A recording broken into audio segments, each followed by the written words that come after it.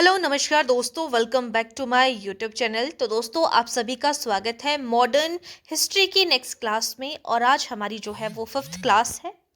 तो आज की क्लास में आप लोगों ने डिफरेंट डिफरेंट एक्ट्स के बारे में सुना होगा, जो कि हम पॉलिटी के अंदर भी पढ़ते हैं, मॉडर्न हिस्ट्री के अंदर भी पढ़ते हैं, है ना। तो इससे पिछली क्लास में जो है 1773 से रिलेटेड जितनी इंपॉर्टेंट चीज़ें थी, आपके हाई कोर्ट, सुप्रीम कोर्ट से रिलेटेड, न्यायाधीश से रिलेटेड, बेंच से रिलेटेड, वो मैंने सारी चीज़ें आप लोगों को बता दी थी। और वैसे ही हमने पिट्स इंडिया एक्ट यानी कि आपका जो है 1784 वाला, उसके बारे में भी बात कर ली थी।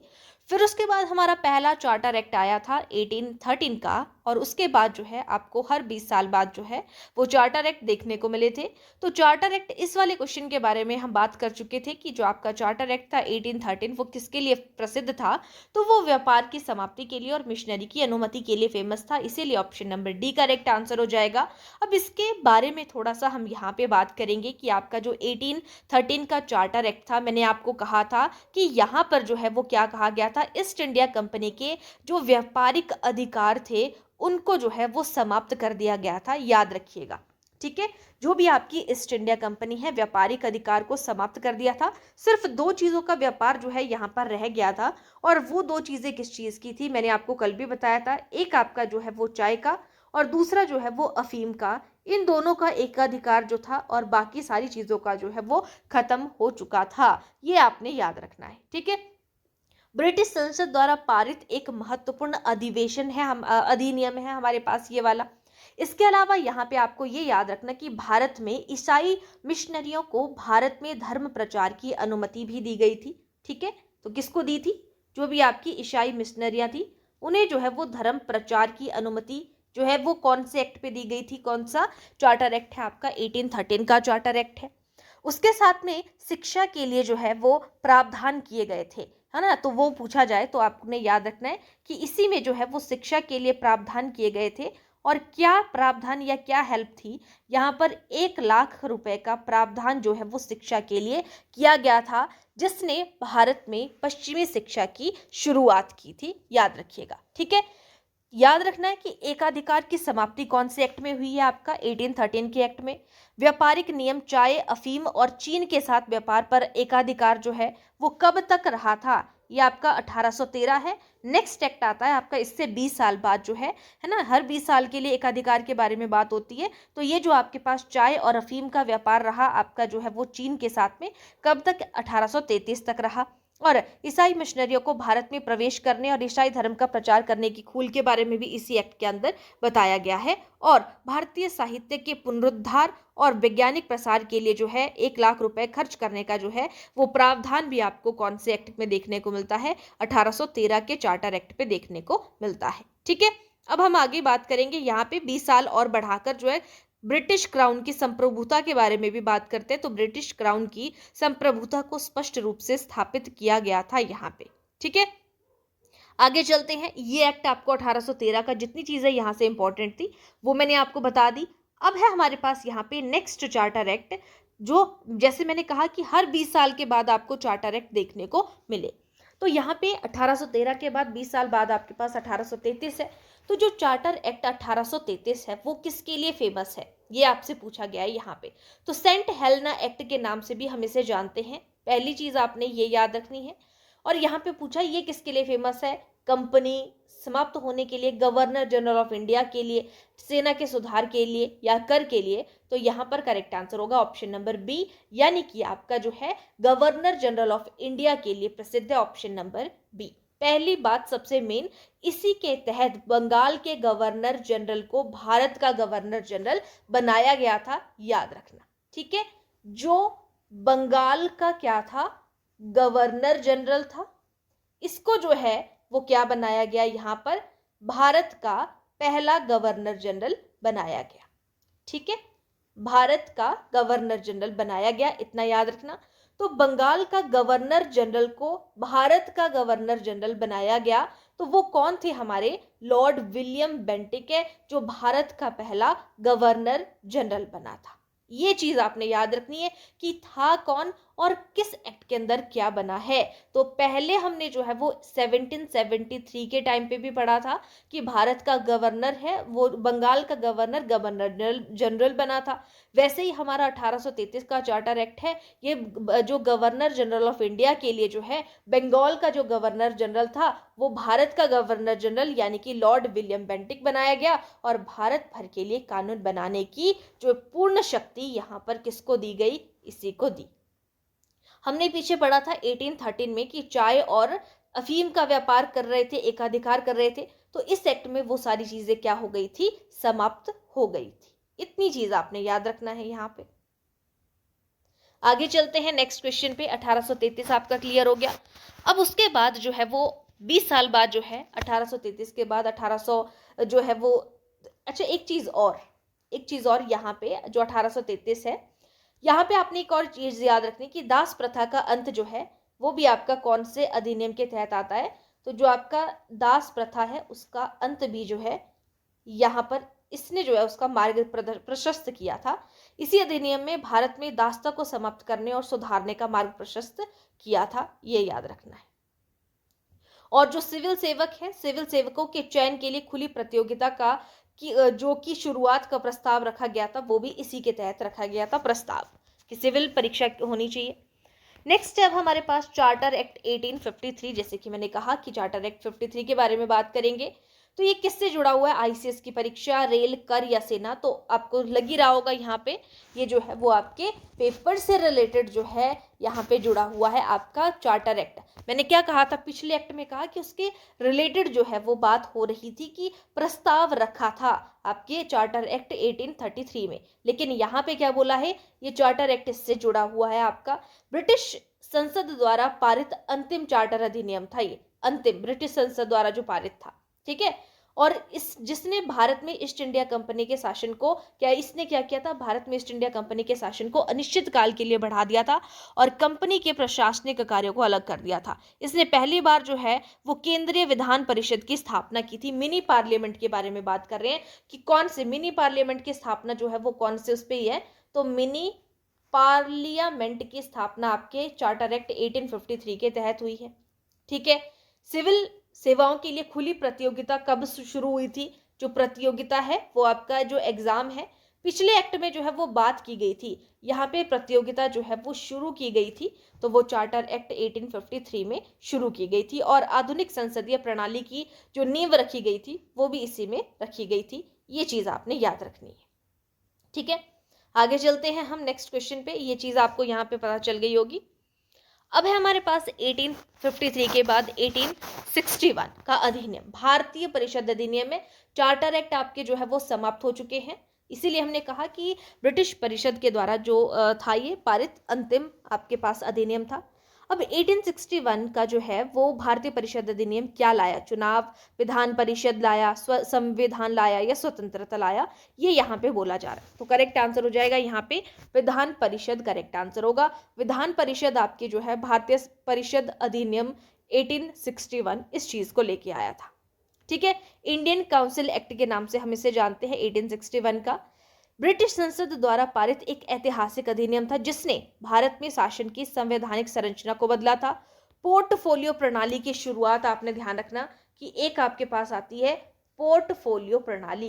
तो पोर्टफोलियो प्रणाली की शुरुआत की थी किसने, आपके यहाँ पे इसी एक्ट ने की थी पोर्टफोलियो प्रणाली, जिसमें मंत्रिमंडल की शुरुआत की गई थी। ये याद रखना, पोर्टफोलियो प्रणाली जिसने मंत्रिमंडल की स्थापना की थी। जो पोर्टफोलियो के बारे में बात कर रही हूँ ना, यह आपके पास मंत्रिमंडल की शुरुआत की थी। वायसराय को आपातकालीन अध्यादेश जारी करने की शक्ति भी कहां से, कौन से इसमें अधिनियम से रिलेटेड है, तो आपके अध्यादेश जारी करने की शक्ति भी किसके बारे में बात करें, जो आपका वायसराय है, तो उसको अध्यादेश जारी करने की शक्ति भी इसी अधिनियम के तहत आपको देखने को मिलती है, ठीक है। ये जो पोर्टफोलियो प्रणाली के बारे में मैंने बात की, लॉर्ड कैनिंग द्वारा शुरू की गई इस प्रणाली ने कार्यकारी परिषदों के सदस्यों को अलग अलग विभागों में किया था। याद रखना कि पोर्टफोलियो प्रणाली जो है वो किसने शुरू की थी, तो आपके जो लॉर्ड कैनिंग है, कैनिंग ने जो है वो पोर्टफोलियो प्रणाली शुरू की थी। याद रखना यहाँ पे विधान परिषद आपका जो है वो करेक्ट आंसर हो जाएगा। ठीक है। नई विधान परिषदें लाई थी, मतलब इसने प्रांतीय स्तर पर कानून बनाने के लिए। बंगाल हो गया आपका, उत्तर पश्चिम का सीमांत प्रांत हो गया, और पंजाब में नई विधान परिषदों की स्थापना आपको यहाँ पे देखने को मिलती है। और वायसराय को आपातकाल में विधान परिषद की सहमति के बिना 6 महीने की अवधि वाले अध्यादेश जारी करने का विशेष अधिकार दिया जाता है। 6 महीने वाली अवधि वाला, याद रखिएगा, वायसराय को शक्ति थी। अब है हमारे पास नेक्स्ट क्वेश्चन 1892 से रिलेटेड। 1892 ये भी क्या है, हमारा भारतीय परिषद अधिनियम है। तो ये किससे जुड़ा है, चुनाव से, या आपका जो है वो परिषद के विस्तार से, सेना से, कर से? तो obviously option number B correct answer होगा। ये परिषदों के विस्तार से जुड़ा हुआ है। इसने जो सेंट्रल और स्टेट विधान परिषद है, आपकी केंद्रीय और प्रांतीय विधान परिषदों में अतिरिक्त संख्या, सदस्यों की संख्या बढ़ाई, लेकिन आधिकारिक बहुमत जो है वो बना रहा।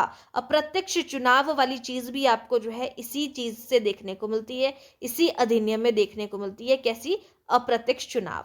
ठीक है जी, इतनी चीज आपने याद रखनी है, दो चीजें, अप्रत्यक्ष चुनाव और दूसरी मैंने आपको बताया आपकी परिषद का विस्तार इन्होंने किया। फिर उसके बाद आता है हमारे पास एक सुधार आता है जिसे हम मार्ले मिंटो सुधार कहते हैं। तो ध्यान रखिएगा, मार्ले मिंटो सुधार का पूछ लिया जाता है कि कब हुआ है। 1909 का है आपका मार्ले मिंटो सुधार। ये ब्रिटिश संसद का एक अधिनियम है जिसने विधान परिषदों में कुछ नए सुधार किए हैं यहाँ पे। तो ये याद रखना, ये किसके लिए प्रसिद्ध है? अलग निर्वाचन की बात करता है, संविधान की, सेना की, या कर की? तो किस चीज के बारे में बात करता है? यहाँ पे देखो दो नाम आपको दिख रहे हैं, एक मार्ले, एक मिंटो। अगर हम बात करें ये मार्ले कौन है, तो मार्ले हमारे क्या थे, ये हमारे सचिव थे। ठीक है। और जो यहाँ पे मिंटो है, भारत के वायसराय हैं। मार्ले और भारत, जो सचिव जॉन मार्ले, और भारत के वायसराय कौन हो गए आपके पास यहाँ पर? ये हो गए आपके मिंटो। याद रखना, सचिव कौन है और वायसराय कौन है, कई बार इस तरीके से पूछे जाते हैं। अब यहाँ पे पूछा कि किसके लिए फेमस है, किसके लिए प्रसिद्ध है, तो यहाँ पे करेक्ट आंसर होगा ऑप्शन नंबर ए, अलग निर्वाचन के बारे में बात की जा रही थी आपके पास मार्लिमेंटो 1909 के तहत। नेक्स्ट क्वेश्चन पे चलते हैं। नेक्स्ट है मॉन्टेग्यू चेम्सफोर्ड के बारे में सुना होगा आपने। मॉन्टेग्यू चेम्सफोर्ड भी आपके पास इसी तरीके से है। ठीक है। इनका पूरा नाम जो है एडविन मॉन्टेग्यू, और है ये कौन थे आपके पास, जैसे हमने अभी जो है वो मार्ले मिंटो के बारे में सुना, वैसे ही आपके पास जो मॉन्टेग्यू है, तो मॉन्टेग्यू क्या हो जाएंगे हमारे पास यहाँ पर? सचिव। पूरा नाम मैंने आपको इनका बता दिया, आपके पास एडविन मॉन्टेग्यू हो जाएगा। और चेम्सफोर्ड क्या है आपके पास यहाँ पर? वायसराय हो जाएंगे आपके चेम्सफोर्ड। ठीक है। संवैधानिक सुधार योजना थी, ये कब लागू किया गया था? यहाँ पे एक योजना, हम एक्ट की बात करें तो एक्ट आपका कौन सा है? 1919 का। 1909 क्या है? मार्ले मिंटो अधिनियम। 1919 क्या है आपके पास? मॉन्टेग्यू चेम्सफोर्ड सुधार है। ठीक है। यहाँ पे इंपॉर्टेंट क्वेश्चन जो हर बार पेपर में पूछा जा सकता है वो क्या है कि यहाँ पे इसका उद्देश्य क्या था, पहली बात यहाँ पे, और दूसरा ये कि इसने किया क्या था। द्वैध शासन जो है केंद्रों, यहाँ पे इसने प्रांतों में द्वैध शासन लगाया था, प्रांतों में द्वैध शासन लगाया। इसे हमने रिजर्व्ड और ट्रांसफर्ड दो टॉपिक्स में, दो भागों में बांटा था। ठीक है। तो याद रखना कि द्वैध शासन जो है वो प्रांतों में द्वैध शासन के बारे में कौन से अधिनियम पे आपको देखने को मिलता है? तो प्रांतों में द्वैध शासन की शुरुआत की गई थी, ड्रायर की। ठीक है। तो प्रांतों में द्वैध शासन किसने, कौन से अधिनियम के तहत? मॉन्टेग्यू चेम्सफोर्ड 1919 के तहत। और केंद्र में इन्होंने बाईकैम्ब्रलिज्म की शुरुआत की, द्विसदनीय विधायिका। एक तो आपने ये याद रखना है, और दूसरी मैंने आपको बता दी कि इसने दो सदन वाली विधायिका के बारे में बताया कि दो सदन होने चाहिए। द्विसदनीय विधायिका जो है वो भी इन्होंने शुरुआत की थी। ठीक है। द्विसदनीय विधायिका हो गया, और दूसरा मैंने क्या कहा? डायर की। दोनों ही इंपॉर्टेंट क्वेश्चन है। इसका उद्देश्य क्या था, आपसे कई बार जो है अंडरस्टैंडिंग बेस पे उद्देश्य पूछ लिया जाता है। तो भारतीयों की भागीदारी को बढ़ाकर क्रमिक रूप से उत्तरदायी शासन स्थापित करना जो है इसका उद्देश्य था आपके मॉन्टेग्यू चेम्सफोर्ड सुधार अधिनियम का यहाँ पे। ठीक है। दो ये चीजें आपने याद रखनी। द्विसदन की मैंने बात की, एक आपकी राज्य परिषद होगी, उच्च सदन जो 5 साल का कार्यकाल होगा जिसका, एक केंद्रीय विधानसभा होगी जिसका 3 साल का कार्यकाल होगा, ये यहाँ पे इन्होंने बताया था। ठीक है। पब्लिक सर्विस कमीशन के गठन के बारे में अगर बात करें तो जो आपका यूपीएससी है, ये आपने याद रखना। और दूसरी चीज, एक मैंने क्या कहा, पब्लिक सर्विस कमीशन या यूपीएससी। तो जो यूपीएससी है यहाँ पे ये सॉरी पीएससी, यूपीएससी नहीं पीएससी, पब्लिक सर्विस कमीशन। तो जो आपकी पीएससी है, पब्लिक सर्विस कमीशन, पहली बार जो है यहाँ पे याद रखना कि भारत में लोक सेवा आयोग, इसको पब्लिक सर्विस कमीशन को लोक सेवा आयोग बोलते हैं। इसके गठन का प्रावधान कौन से अधिनियम, कौन से सुधार में, मॉन्टेग्यू चेम्सफोर्ड के तहत, और ये कब स्थापित हुआ था? ये 1926 में स्थापित हुआ है आपका पीएससी, पब्लिक सर्विस कमीशन, याद रखिएगा। ओके। पृथक निर्वाचन मंडल का जो है वो बात यहाँ पे की जाए तो पृथक निर्वाचन मंडल की मांग की गई थी आपके पास जो है 1909 में। यहाँ पे सांप्रदायिक प्रतिनिधित्व किया गया था, एंग्लो इंडियंस तक इसको बढ़ाया था, ये याद रखना। ठीक है, मेन चीज जो मैं यहाँ पे थी वो मैंने आप लोगों को बता दी। आगे चलते हैं नेक्स्ट क्वेश्चन पे। 1919 अधिनियम किसके लिए फेमस था? अभी मैंने यहाँ पे बात की थी। तो 1919 आपकी डायरकी के लिए फेमस था। इसने जो है वो क्या किया था? प्रांतों में द्वैत शासन की शुरुआत की थी। Option number A correct answer यहाँ पर हो जाएगा। नेक्स्ट क्वेश्चन पे चलते हैं। नेक्स्ट है, गांधी जी पहली बार भारत कब लौटे थे? तो गांधी जी पहली बार जो है 1915 में जो है वो भारत लौटे थे। Option number C correct answer हो जाएगा। नेक्स्ट क्वेश्चन है, गांधी जी दक्षिण अफ्रीका से भारत लौटकर सबसे पहले किस आंदोलन से जुड़े? ठीक है, तो करेक्ट आंसर हो जाएगा आपका चंपारण आंदोलन से जुड़े थे। यहां पे आपको याद रखना है पहली बात ये, गांधी जी दक्षिण अफ्रीका से भारत लौटकर किस आंदोलन से जुड़े थे? तो वो जुड़े थे आपके चंपारण। अब देखो, अभी हमने बात की, आपको जो है एग्जाम में डेट आ जाए ना अगर, तो जैसे नेक्स्ट क्वेश्चन आप देख ही रहे हो, चंपारण सत्याग्रह किस वर्ष हुआ था? तो ये हम बोल रहे हैं कि गांधी जी जो है वो दक्षिण अफ्रीका से लौटकर जो है वो भारत लौटकर सबसे पहले किस आंदोलन से जुड़े थे? चंपारण। तो चंपारण हुआ कब था? तो ये हुआ है आपका 1917 से लेकर 1918 के बीच में हुआ है। 1917 से 18 के बीच में कौन सा? चंपारण आंदोलन। 1915 में वो भारत लौटे थे और 15 के बाद जो है वो सबसे पहले जो है वो चंपारण आंदोलन के साथ में जुड़े थे। और ये जो है आपके पास महात्मा गांधी के नेतृत्व में भारत में किया गया पहला सफल सत्याग्रह था। कई बार पूछ लिया जाता है कि ये महात्मा गांधी के नेतृत्व में सबसे पहला सफल सत्याग्रह कौन सा था? तो वो था आपका चंपारण आंदोलन। ठीक है, ये चंपारण है कहाँ पे? ये बिहार में जगह पड़ती है, बिहार के चंपारण जिले में है। और यहाँ पे याद रखना कि जो ब्रिटिश बागान मालिकों द्वारा नील की खेती के लिए मजबूर करने वाली 3 कठिया प्रणाली के खिलाफ था। किस चीज के खिलाफ था ये? तो ये याद रखना आपने, एक होती है 3 कठिया प्रथा, अभी मैं आप लोगों को इस चीज के बारे में बताऊंगी। तो किस चीज के खिलाफ था जो 3 कठिया प्रथा है? इस चीज के खिलाफ था आपका चंपारण आंदोलन। ठीक है, इस चीज के खिलाफ था। तो यहाँ पे जैसे जो यूरोपियन नील बागान मालिक थे ना, यूरोपीय नील बागान मालिक, उनके द्वारा किसानों को अपनी भूमि के 3/20 हिस्से पर नील की खेती करने के लिए मजबूर किया गया था, जिसको 3 कठिया प्रथा बोला जाता है। शुरुआत किसने की थी इस यात्रा की? तो राजकुमार शुक्ल के अनुरोध पर महात्मा गांधी ने चंपारण की यात्रा की थी। अगर आपको बोल दिया जाए कि चंपारण आंदोलन के लिए जो है वो गांधी जी को किसने जो है प्रेरित किया था या किसके आग्रह पर किया था, किसके अनुरोध पर हुआ था? तो राजकुमार शुक्ल आपने याद रखना है नाम। ठीक है, और यह भारत में गांधी जी का पहला सविनय अवज्ञा आंदोलन भी था। यह भी आपने याद रखना है। सविनय अवज्ञा आंदोलन पहला कौन सा था? तो वो आपका यही चंपारण आंदोलन है, जिसने उन्हें महात्मा के रूप में स्थापित किया था। ये याद रखना। ठीक है, कौन सा आंदोलन है जिसने महात्मा, जो गांधी जी है उनको महात्मा के रूप में जो है वो स्थापित किया था? तो वो आपका यही चंपारण आंदोलन है। Option number B correct answer होगा। अभी हमने बात की थी चंपारण आंदोलन किस वर्ष हुआ था? तो 17 से 18 के बीच में हुआ था। तो ये शुरू हुआ था आपका 1917। Option number C correct answer होगा। ठीक है, अब हम आगे चलते हैं। नेक्स्ट है आपके पास खेड़ा सत्याग्रह। तो खेड़ा सत्याग्रह कब है आपके पास? खेड़ा सत्याग्रह हुआ आपका 1918 से रिलेटेड। ठीक है, आपके पास जो है वो ऑप्शन सारे के सारी है यहाँ पर। खेड़ा सत्याग्रह के बारे में आपको मैंने बता दिया। खेड़ा सत्याग्रह गुजरात के खेड़ा जिले में महात्मा गांधी द्वारा आयोजित ये कैसा आंदोलन था? तो ये आपका जो है एक किसान आंदोलन था, याद रखना। ठीक है, किससे रिलेटेड था? किसान से रिलेटेड था, किसान आंदोलन था। ठीक है, कहाँ पे हुआ था? 1918 में गुजरात के खेड़ा जिले में हुआ था। कारण क्या था, क्यों हुआ था आपका ये वाला जो खेड़ा सत्याग्रह है? फसल खराब होने के बावजूद जो अंग्रेजी सरकार है उन्होंने कहा कि वो कितना लगान लेंगे, 23% लगान। खराब हो गया था फिर भी 23% लगान बढ़ाने और उसे जबरन वसूलने के खिलाफ था। और वो एक तो उन्होंने 23% कर दिया लगान, ऊपर से जबरन वसूल रहे थे। ठीक है। नेतृत्व किसने किया था खेड़ा सत्याग्रह का? तो महात्मा गांधी ने इसका नेतृत्व किया था। और स्थानीय स्तर पर जो है वो किसने संभाला था? सरदार वल्लभ भाई पटेल ने।